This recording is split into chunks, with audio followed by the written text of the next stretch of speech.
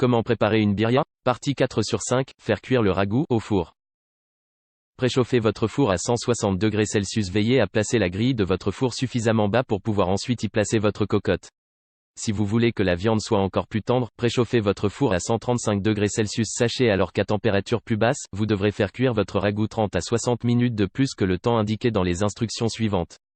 Mélangez la viande et la sauce dans la cocotte. Si vous l'avez fait dorer, la viande devrait déjà être dans la cocotte. Versez la sauce par-dessus la viande et remuez bien, afin que la sauce couvre la viande. Couvrez la cocotte avec son couvercle, si vous le voulez. Ajoutez maintenant les feuilles de laurier à votre ragoût. Si vous n'avez pas de cocotte, vous pourriez aussi utiliser une rôtissoire ou tout autre plat adapté au four et dans lequel vous pourrez mettre la totalité du ragoût. Le plat devrait de préférence avoir un couvercle, sinon, couvrez-le soigneusement avec du papier aluminium. Faites cuire pendant 3 à 4 heures. Placez le plat dans le four préchauffé et faites cuire jusqu'à ce que la viande commence à tomber en morceaux. Vérifiez la cuisson après 2h30, puis toutes les 30 minutes après cela. Avant de déchiqueter la viande, retirez les feuilles de laurier de la sauce.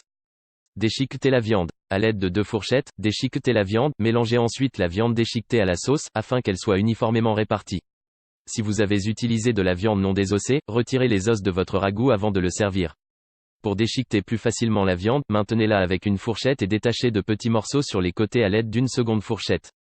Servez. La birria est désormais prête à être mangée. Servez-la à la louche dans des bols et dégustez. Garnissez le plat avec du citron vert, des oignons hachés, de la coriandre hachée ou des radis hachés, si vous le voulez.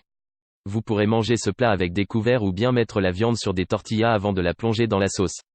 Merci d'avoir regardé cette vidéo. N'hésite pas à liker et à t'abonner à la chaîne. Dis-moi ce que tu penses dans les commentaires.